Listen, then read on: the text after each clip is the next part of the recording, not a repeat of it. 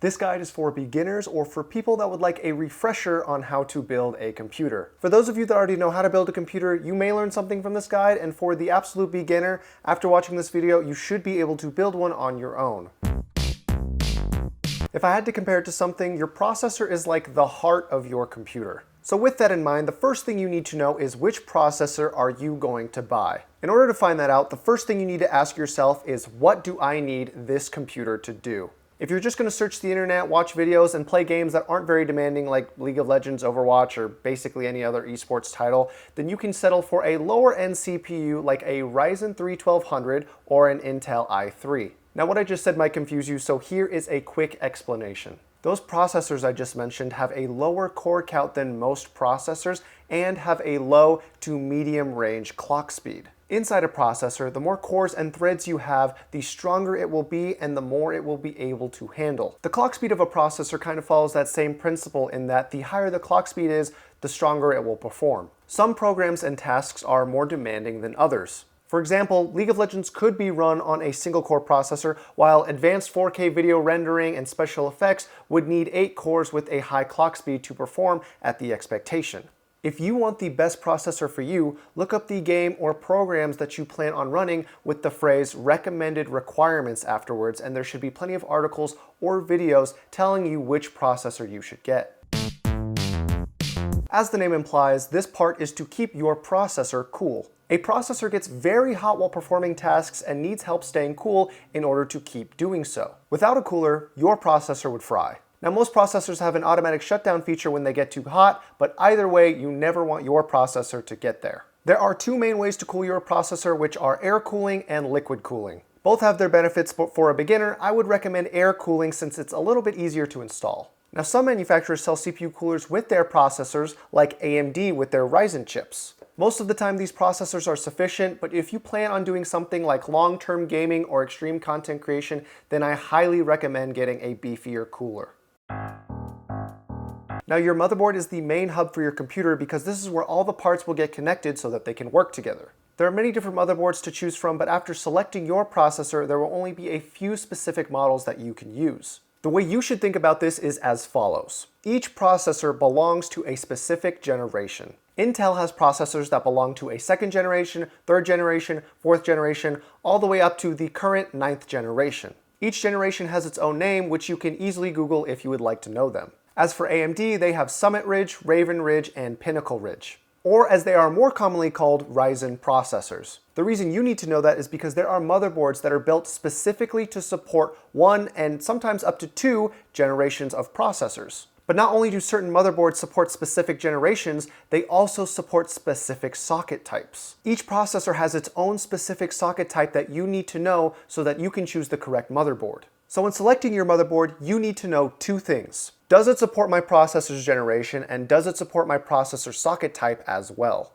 There should be a few options for you to pick from once you find motherboards that fit those 2 qualifications, and by the way, some will be more expensive than others. From my experience, the cheaper ones will be plain looking and sometimes have issues, and the more expensive ones will have a lot more features and look a lot nicer. If I were you, I would just get something in the middle.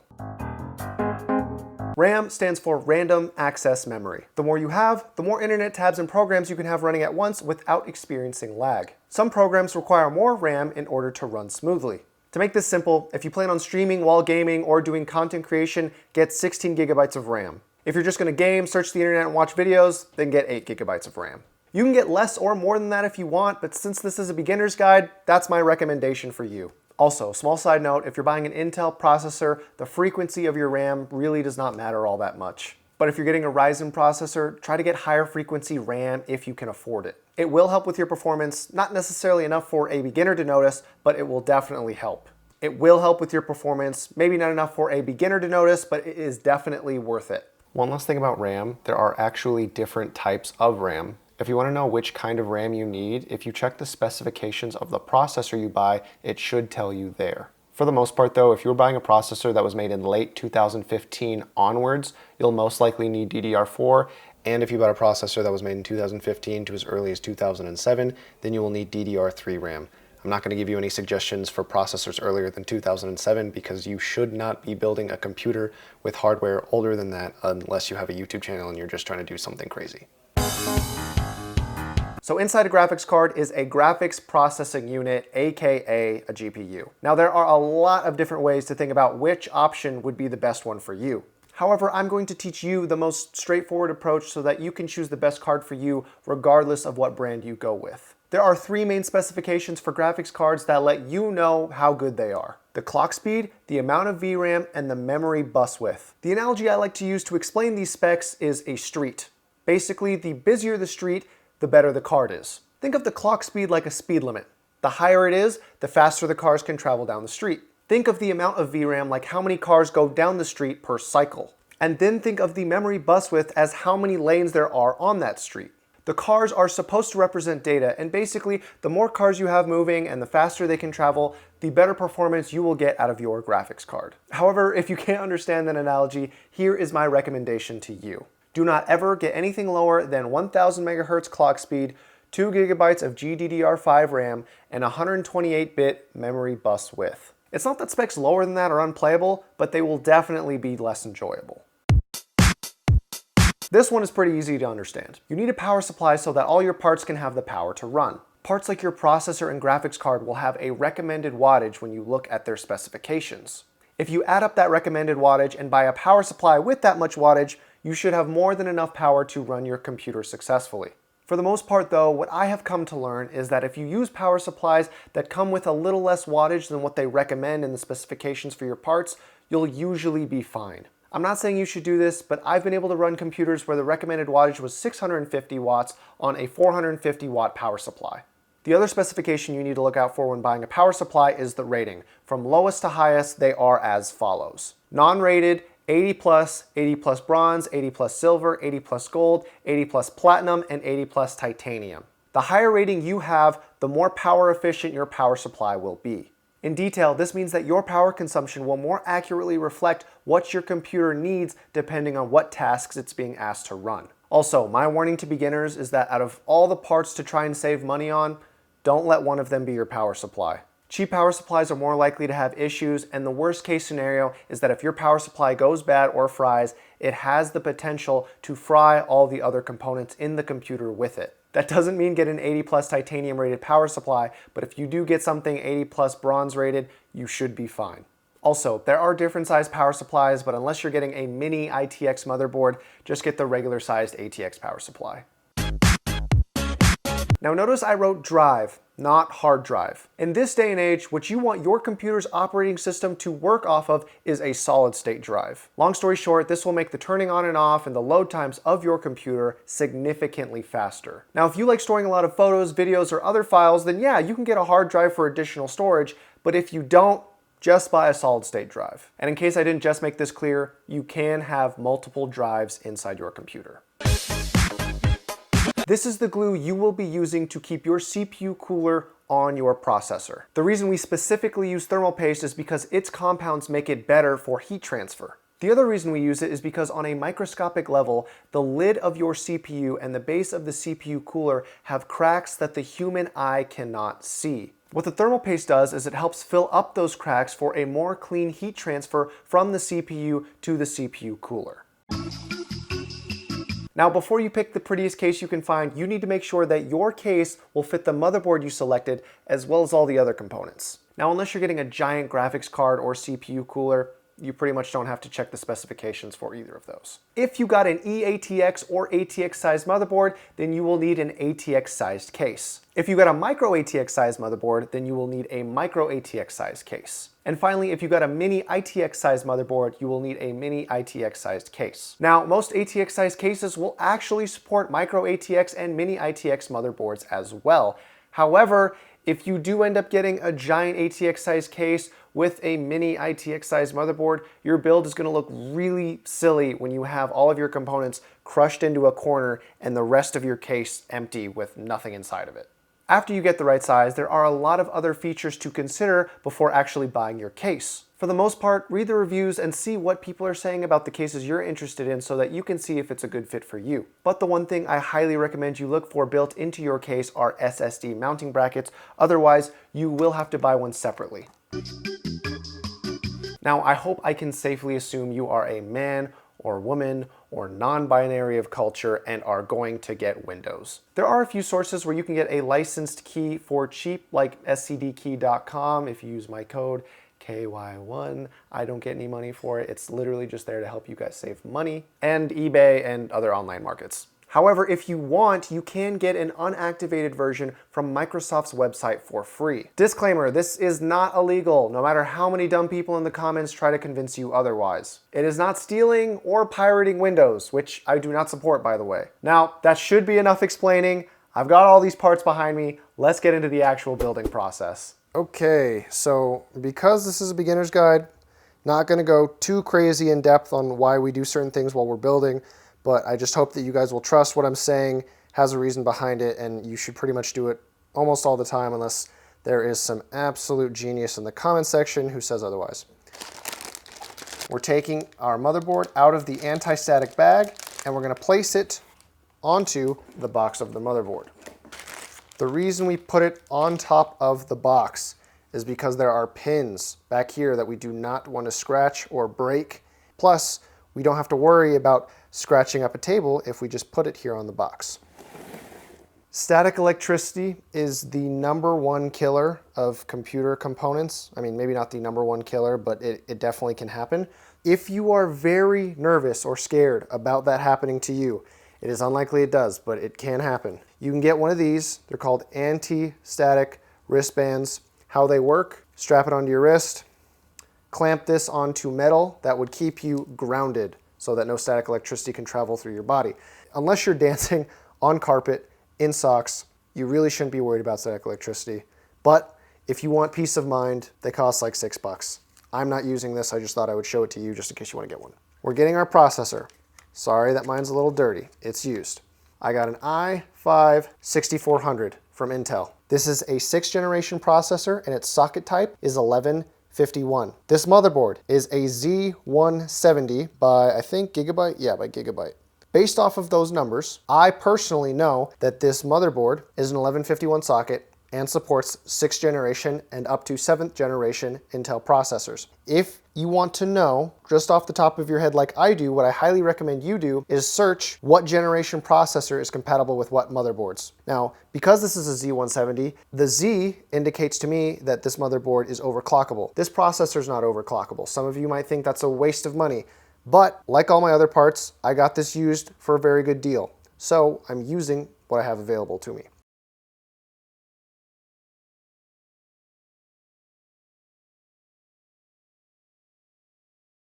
Now, we're going to take the clamp off of the CPU socket. We'll just lift this back. It's not sensitive at all, don't worry about it. Now we're going to place our processor in the socket. How do we know which way it goes? It's a square. Well, if you look on the processor, there's always a little arrow that points where it should line up. On the motherboard, there's another arrow. So we're going to gently drop from like point blank range our processor into that socket. It's not correctly lined up yet. There it is. Now notice I didn't push it, I didn't tamper with it or mess with it because there are pins that connect the CPU to the socket. You never, ever, ever, ever force the processor into the socket. You should just be able to gently place it in there. If you feel like you have to force it or it's not sitting in all the way and laying flat seated, there's something wrong. One of the pins are bent. You're gonna have to do your best to straighten it out. But since that isn't the case for me, I get to now put the clamp on and firmly keep our processor in place. Next thing we're doing, these are the RAM slots. Because motherboards these days are fairly nice, this isn't just, painted red and painted black to fit the color scheme. I mean, it does do that. But you'll see these are dual channel RAM slots. Now I could go on about that, but just know that because they're color coded, if you get a dual set of RAM sticks, which you typically should, you will place the RAM sticks into the corresponding colors. Since I know I'm going to be working with a fairly large air cooler, I'm going to give myself a little bit of space, and I'm going to take the RAM sticks that I have here, and I will line up the pins and gently place them in here. This CPU cooler is going to be pretty large, so I want to give myself that extra little bit of space if I need it. So you look at the brackets, there should always be a way to open them. This side does not pop open, so it's a one side open for the bracket. Most new motherboards work like that. And I'm gently placing it in the DIMM slot, is what we call this, and pushing it all the way in until I hear that click. Both sides. Now I know that my RAM is correctly placed inside the DIMM slot. And push it in until I hear that on both sides. So now that I know my RAM is correctly placed inside the motherboard. Next thing we're moving on to is the case. Put this to the side. Now, you might be wondering, why does this case have a see-through panel? Well, tempered glass and looking inside your build these days is kind of a trend. It's very popular. It looks nice, you know? I like my cases that way. If you want to get one that way, there should be a lot of cases like that for you to choose from. So, looking inside this case, again, this is used. Yours will be brand new. They'll have the case wires wrapped up nicely for you. This case is a nicer one. It's by Corsair. I don't remember the specific model name off the top of my head. I know it's an expensive one. This one comes pre-installed with nice Corsair cases. 2 in the front, 1 in the back. Now what we're looking to do is mount our motherboard inside this case so that we can continue building. But the first thing you want to do, because I always forget this step whenever I'm building by myself, that IO shield that came with your motherboard, this little thing, you're going to pop this in and you're going to place it in between the case and the motherboard. If you want, a nice and easy way to do it would be to kind of place your motherboard in the case and try to pay attention to where these line up with the outputs of your motherboard. I can tell that mine are going to go in this way. And I'm going to pop this in here through the side. Now I know you're not getting a good angle, but what I want you guys to know is that when you are putting this thing in, it's a little rectangular shape. It's got these little silver wedges on the outside that are meant for you to pop in to the case, and when you get it right, you should hear a little pop. Still push, see, like that. See, I'm pushing. Oh, there we go. Now I can seat my motherboard. Now some cases will make you screw in these little raised bits before you can screw down your motherboard. So that's where I know I'll be able to put a screw through my motherboard to line up with these little screw bits. I've got 6 here. I could definitely put in another one. I'm a little bit lazy. I usually don't put in every single screw through to my motherboard. You probably should do that, and I'm showing you bad practice.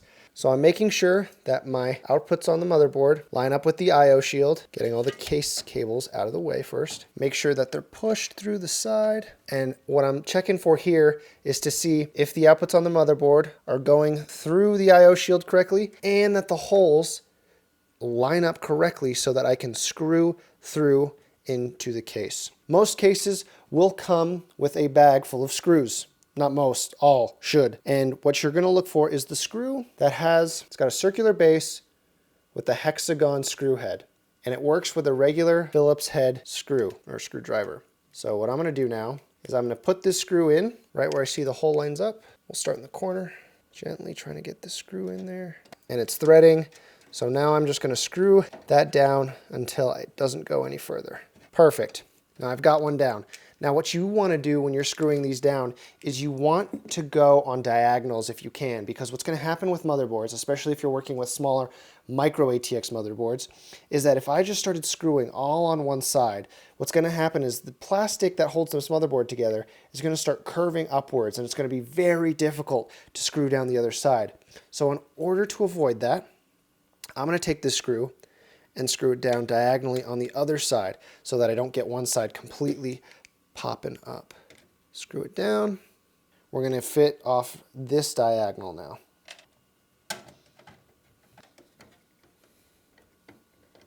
A small side note while I am putting in this last screw, you never want to force the screw in super tight. Like you want to go until you can't really move it anymore, but there's always that little point where you can really force turning the screw more if you want, but I highly recommend against doing that. The reason I say that is because if you ever want to take the motherboard out, those little screw sets that are in between the case and the motherboard right now that I pointed out earlier, those can still be turned.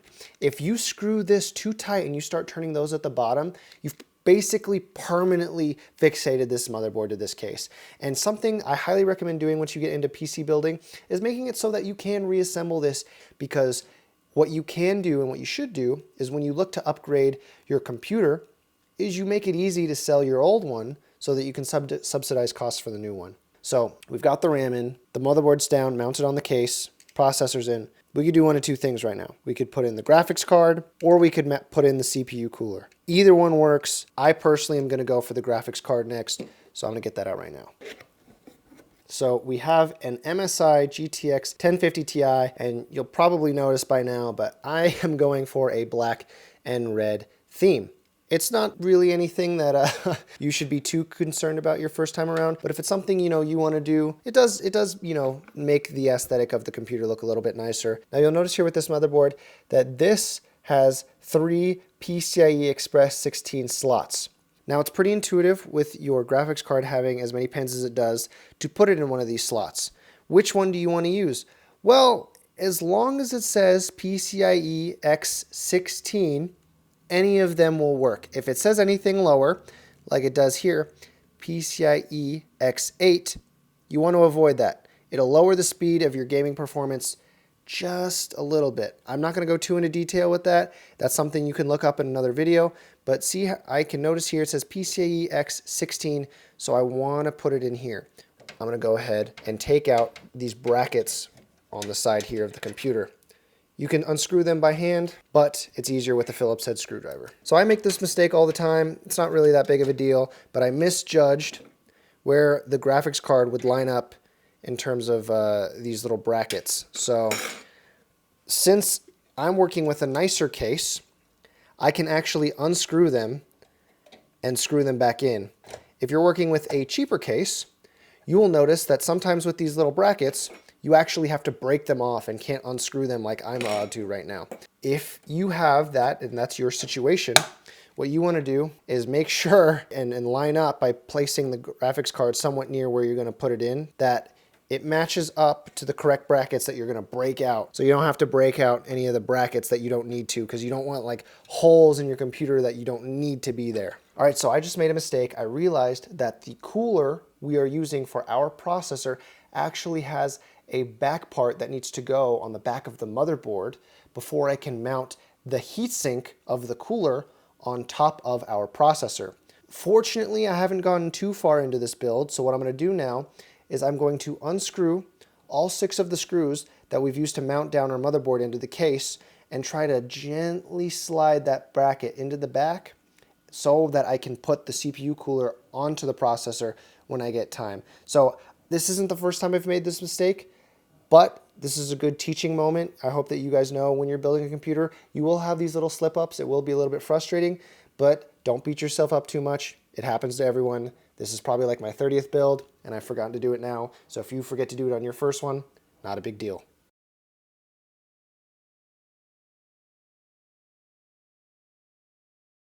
Okay, so I've got the piece now that goes on the back of the motherboard, and while I shouldn't have rested it face down like that, I know from experience that computer parts are actually not as sensitive as we might believe them to be, which is why I let myself get away with some bad habits. That doesn't mean you should copy me.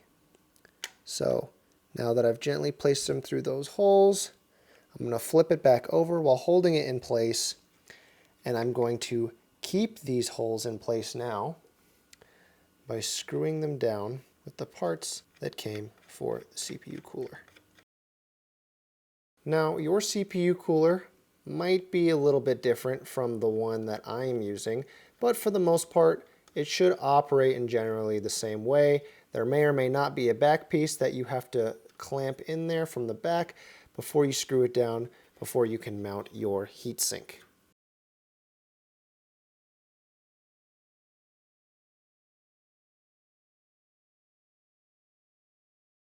Now, I didn't mention this before, but with your graphics card, the same principle kind of applies with the RAM, where you're gently pushing down until you hear that snap in. Once that happens, you can take those same screws, or different screws, depends on your case, and screw the GPU bracket down in place, because the fans on your graphics card are going to be spinning pretty fast. And if you don't have this thing screwed down securely, your graphics card's going to shake and you're going to hear it in your computer when you turn it on. I've had that before.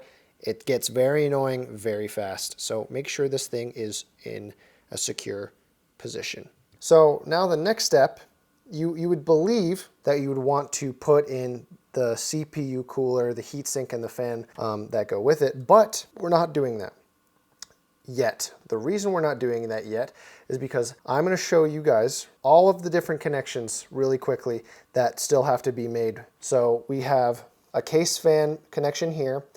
We have the CPU power here. We have the CPU cooler right there, the 24-pin motherboard power connector here, potentially another system fan here. We have the USB here, and we have some case connections for the panel right here.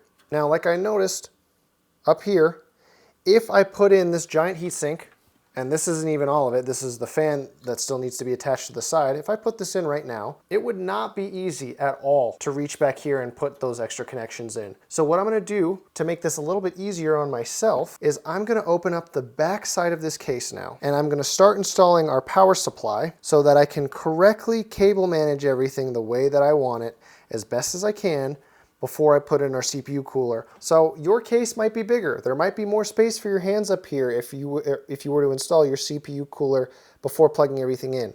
But I'm noticing here that's not going to be the case for me. So I'm going to go ahead, install the power supply, make sure I have all my connections made to the motherboard the way that they need to be. So power supply, let's unbox it.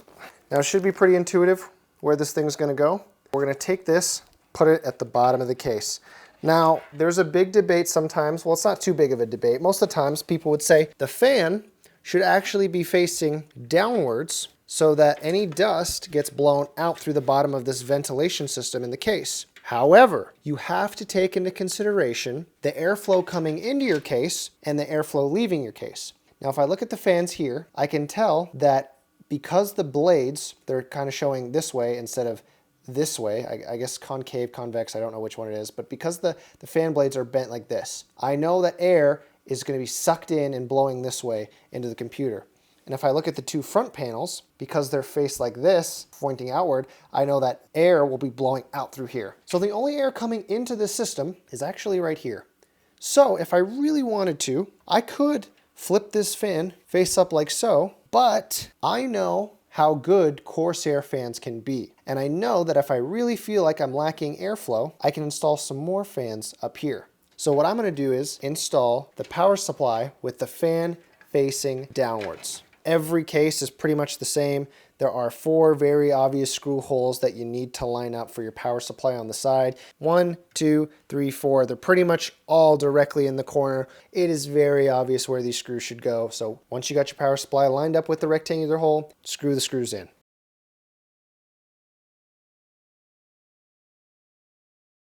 Okay, so we got our power supply screwed in. Now, I can take these cables, throw them back into the back panel of the case, and then pop them out where I need to plug them in. Now, you might be wondering, well, why don't you just go and plug it in? Well, look, if I did that, now I got this giant, ugly cable hanging over the top of my glass panel, which I'm going to be seeing through. It doesn't look good. You know, you can do it. It really is up to you. But like me, once you start to really like and enjoy PC building, you don't really want to settle for mediocre. So what I'm going to do is I'm going to pick out the cables that I'm going to do first. So I'm actually going to go up with this tougher one here. So I'm going to get my 4-pin CPU connector, and you'll notice that they write on here CPU right there. So I'm going to loop it back through this rubber protective grommet and then bring it back up here, so we don't have a long cable sitting in our way. You need to take off the back panel, so follow along as I do this.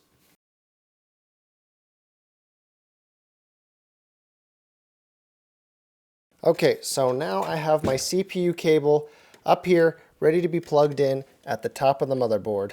And this is basically the shapes game. If you played this when you were little, the correct shape goes in the correct hole. Not too hard to figure out, even if I don't do a very great job of explaining where certain power connectors go on the motherboard. If you really are struggling that much, just count how many pins there are. This is an 8-pin hole. I've got a total of 8 pins here, 2 4-pin connectors. I'm gonna put them in here. Put them in until you hear that pop. Give them a light tug. If they don't come out, they should be in correctly.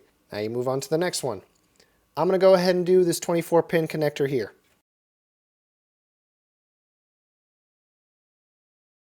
All right, got the 24-pin connector ready to be put in. Now you'll notice most 24-pin connectors like this, they go 20-pin, 4-pin. It's a little weird. Sometimes it's hard to handle. But because we properly planned plugging our cables in before installing our CPU cooler, we have plenty of room to wiggle around and make sure that we plug everything in correctly. Another connection we need to make is for our graphics card. Now, not all graphics cards require power. You can tell right here by looking at this 6-pin connector that this one needs power. So what I'm going to do is I'm going to look for a VGA cable right here. See that this one has 6 pins? That's what we'll be connecting into here. Okay, so this only needs one 6-pin connection for this graphics card. Some need 2. I'm going to go ahead and plug it in, and you'll notice that now we kind of have this little ugly other 6-pin hanging off here. The reason this is here is, like I said, some graphics cards need so much power that they need 2 6-pin connectors. Now I don't like this just randomly hanging off like that. It looks kind of ugly. Could you cut it off? Yeah, I mean you could, and this would work fine, but then you'd have to worry about exposed wires. Now I'm going to take one of these twisty ties that basically come with every computer package you'll ever buy and just gently lay this cord next to the other and tie it off.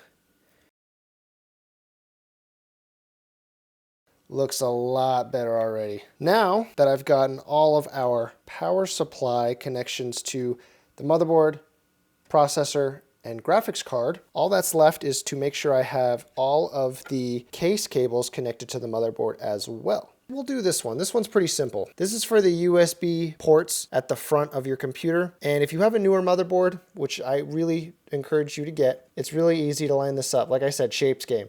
But most of them just really big inside the port say USB 3.0. So go ahead and find one that's very comfortable for your cable and just pop it in there. Very simple. All right, so now we're going to be doing what I think to be the hardest part in a computer build process, which are the panel connections.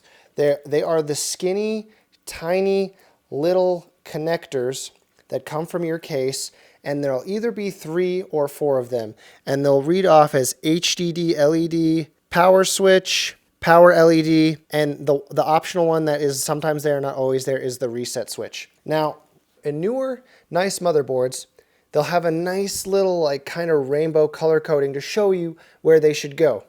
On older motherboards, they do not have that. And sometimes they don't even do what this motherboard says, where really big on the board, it says panel.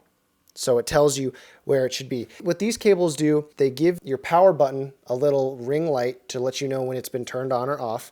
And it allows your power button to work in general in the first place. Each of these little cables has a positive cable and a negative cable. Most of the time, what has worked for me so that you don't always have to read the manual is making sure that the writing on that cable is facing outwards. They're never facing inwards towards each other. That's usually all it takes to make sure that you get the positive and negative cable oriented in the right direction. Because if they're not oriented in the right direction, if it's facing the wrong way, it's not going to work. So I don't need to pull up the manual for this motherboard because, like I said, this is a nice motherboard. It tells me right below the little rainbow pattern where the power LED, the power switch, the reset switch, the HDD LED, where all that goes. The part of this that is really the most painful part after identifying where it goes is gently making sure you get these pins to go in correctly. I cannot emphasize how often it's taken me to get, I'm going to just go ahead and start trying to do this, how often I have failed numerous times trying to get these little pins in the right spot just because they're so skinny and so small.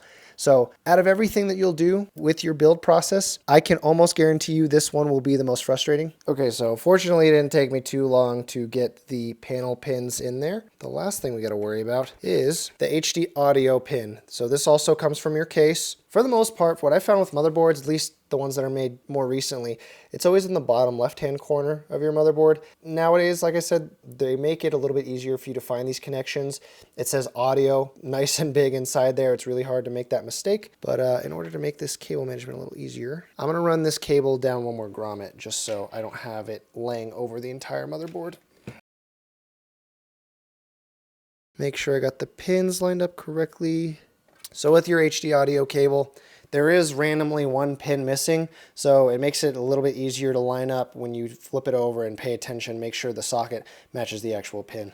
That wraps up everything except for some case fans. So you kind of just match these little 4-pin connectors into anything that says sys fan or case fan will be a good option for your 4-pin or 3-pin, sometimes 3-pin fan connectors. There are other 4-pin slots that are not meant for case fans. There are ones like your CPU fan, and that's usually marked by, I believe it's CPU opt, so it's CPU underscore OPT. That one you don't want to use a case fan for. That one goes for your CPU cooler. That fan speed will go up and down depending on the heat of your processor. So I'm just going to go ahead and lock it in. Another side note, these connections can be a little bit tricky. They're similar to the panel pin connectors in that they're skinny little pins. So don't be too forceful. Be very careful when you put these things on. You don't want to ram them in there because if you bend a pin, you're going to have to unbend it. And once you start bending very thin metal, it makes it more likely to snap off. So just be very careful. Looking for my third and last case fan connector. So it looks like everything but our CPU cooler has been plugged in and installed, obviously other than our solid state drive. So what we're going to do now, these extra pins or these extra connectors, we might still need these later in the future, we don't know. But we don't just want them hanging out laying on top. So what we're going to do is we're going to take all these connectors and we're going to push them through these rubber grommets into the back of the case. And if we do need something, we can connect it back there so that we're not showing any of these ugly cables.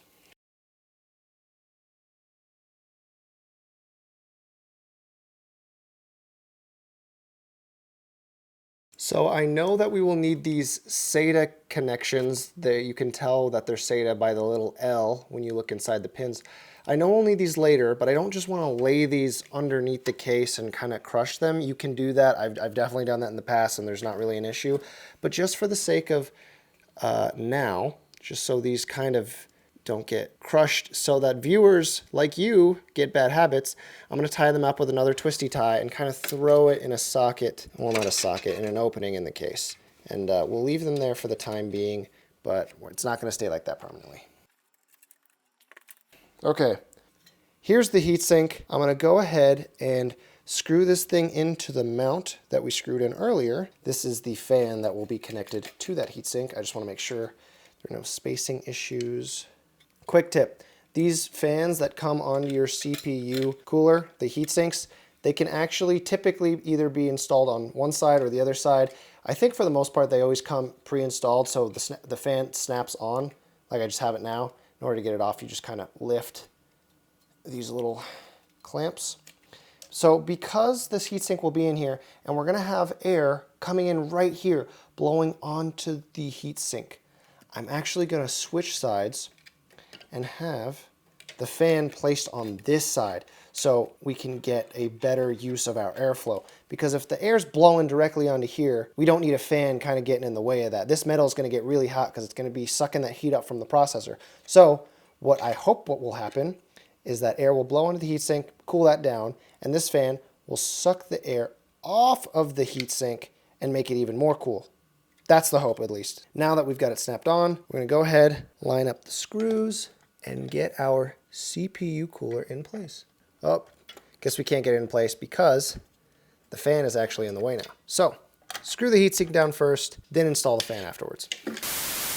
Hi, this is Chris from the future, and I'm here to let you know that for whatever reason, the footage of me applying thermal paste onto the processor is corrupted for whatever reason. And as much as I would like to be able to demonstrate that for you, I'm just going to let you know how it kind of went down. Basically, you take your little tube, you uncap the top, you put a little pea-sized drop on it. There are a million different ways people tell you all over YouTube on how to apply thermal paste. I go with a little pea drop. Other people say X, they say a little line, they say a little swivel, an S, whatever. I put a little pea drop in the middle because once you put the CPU cooler on top of it, it's going to mush and spread out. And the most important thing you want to do is cover the very center of the processor you want to cover the whole top ideally, but the main source of that heat is coming from the little silicon chip right in the middle of your processor. So enough from Future Chris. Let's go back to the video, but I just thought I'd let you know that I did apply thermal paste, so don't think I didn't. Same rules with screwing apply as last time. Screw it down, not so tight that you ruin the screw connector underneath, and always do a diagonal. You should always expect the fourth and final screw to be the most difficult. It's always the one that wants to go down the least. Okay, perfect. So it's on there, looks good. Now I notice that before I can put this fan on here, that the CPU opt port that we talked about earlier is actually going to be blocked if I just go ahead and slide and clip the fan on. So what I'm going to do is I'm going to attach that before, if it'll go in. Yeah, I'm going to attach that before I snap the fan onto the heatsink. Make sure that you always plan ahead when you can in PC building, because it will pay off dividends and it will save you headaches, I promise. Looks like it's clipped on pretty safe. I'll try to tuck this wire away as best I can. And everything looks pretty good. We've almost got a fully built computer. The only thing left, the drive, our solid state drive. Now, I'm sorry again if I'm confusing you guys with the packaging of, like, you know, my processor or my solid state drive. I always get my stuff, not always, but most of the time when I'm doing builds for you guys, I get my stuff secondhand. Saves me a ton of money. So let me go get some scissors. I'll cut this bad boy out and we can wrap up the build. So remember, like I talked about before, when it comes to looking at the features of your case, well, you'll notice that there are no brackets that you can see that fit this drive. Real quickly, we're going to check the back. Oh, look at this. Lucky us. So this case actually does come with some solid state drive brackets. As you can see, they will fit our 2.5-inch solid state drive. And what we're going to do now is get the right screws. They should come with your case or solid state drive. I'm going to have to go find some because, like I said, all my stuff's secondhand. And you'll screw them into this little bracket. Let's see if I can get this out. Oh, you got to unscrew them. Jeez. Not all cases have similar SSD mounting brackets. There we go. And let's see, where do the screws need to go? You want to make sure that your SSD is facing outwards so that you can connect your power and data cable. Oh, you might actually just be able to... The way this SSD bracket is built is so that you actually don't have to screw it down. It looks like you can if you really want to, but since this doesn't look like my drive's going to be moving all that much, I'm shaking this and there's almost no wiggle room in here. I mean, there is no wiggle room in here. I'm actually just going to go ahead and screw this thing back down onto the bracket. This thing was made really nicely, so I don't have to do this. But like I said before, if your case does not come with a solid state mounting bracket like this one does, you will have to buy your own. Okay, if this is our drive, if this is where our operating system is going, how do we connect that to the rest of our computer? Well, you need two things. You need to be able to power it, and you need to be able to get data from it. So here, it's called a SATA cable. This is the smaller one. The smaller one is for data. So we're going to go ahead, connect this cable through here, and then before I line it up through the grommets, I'm going to check to see where the other SATA cable port is on the motherboard before I go and do that. But like we said before, we also need the power cable. So I'm going to undo this twisty tie that I did earlier, hold these cables for me. So let's see, we have a few, but I'm going to go ahead and use this one because I think it'll give me the best possible control later for when I actually want to tie all these cables up in the back. So you go it in all the way. I heard it pop, or not pop, but snap into place. Now be careful. These SATA cables, these L brackets are very easy to break. You break this thing, you're going to have to get a new one. They're not easy to fix. They're just a pain in the ass once they break, so make sure you don't break it. I'm going to look for where a SATA port is. They're right here. Sometimes they're stacked up on the side. You don't look down directly at them. They're coming in from an angle. I need to slide my SATA cable through.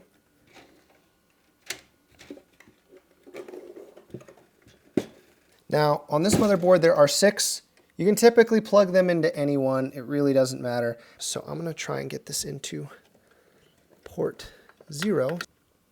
Boom. Got that into port 0. And technically right now, if we plug this computer in, everything should work. But before we do that, because I'm going to teach you guys how to build a computer the nice looking way. We got to manage all these cables. Now what I do most of the time is I take all these things, and if I can hide them and they don't show when I'm looking through them in the front panel, it's like they don't exist. But I'm going to do a little bit of a better job here, and I'm going to try and tie these off with that one little twisty tie. So these cables line up here pretty decently. Under here, wrap these bad boys up, clip that off to the side, lay them over here. Now they're not so loose. This SATA cable and the CPU fan, you know, they're not going to flop around too much. This cable management, for me, it's not perfect. I'm not going to be plugging in any more drives to this build. So now I'm going to take my back panel, which we removed earlier, put it back on, slide it in. Perfect. Take those two screws, flip this bad boy back over. So everything looks good. So now we put this panel right back in, slide it into place,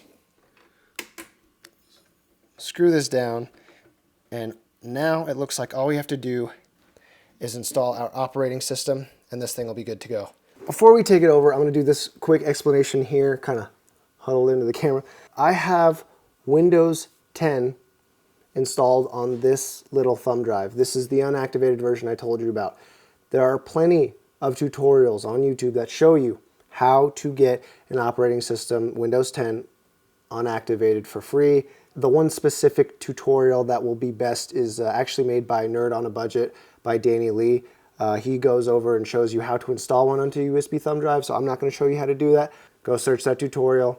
Before we even turn the computer on, we're going to plug this into one of the USB ports. I'm plugging it into the front panel. You could plug it into the back panel, whichever one you want, but it's plugged in. So as soon as we turn this thing on, you guys are looking at the screen, you'll know what and where Windows 10 is coming from. At this point, you should have the power cable that came with your power supply plugged into the computer, plugged into the wall, and at the very least, have your mouse and keyboard connected to the USB ports in your motherboard that, you know, came through the I/O shield, and then have the USB stick that has Windows 10 on it plugged into another USB port coming out of your computer. Small side note, before you press the power button on and you freak out and think that it's not working, make sure that that little power switch on your power supply has the little dash pushed in, because that means on. You can turn on and off the power supply on custom built computers, so make sure that's going on before you freak out. Hey, there we go. All right, so okay, nay. Reboot and select proper boot device. Okay, it looks like I just have to press F12 the second the computer comes on. Delete or F12, either one. Delete, delete, delete, delete, delete, delete, delete, delete.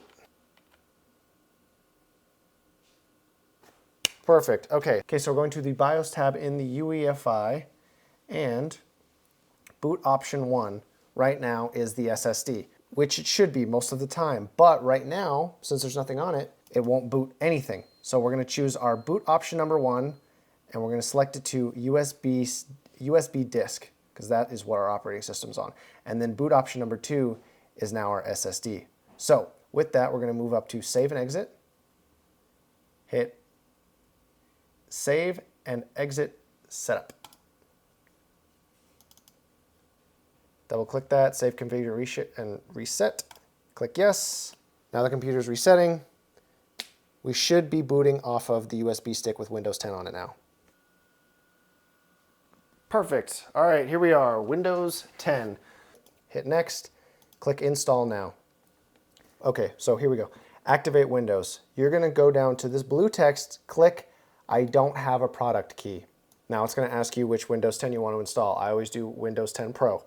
Click next, click that you accept the license terms.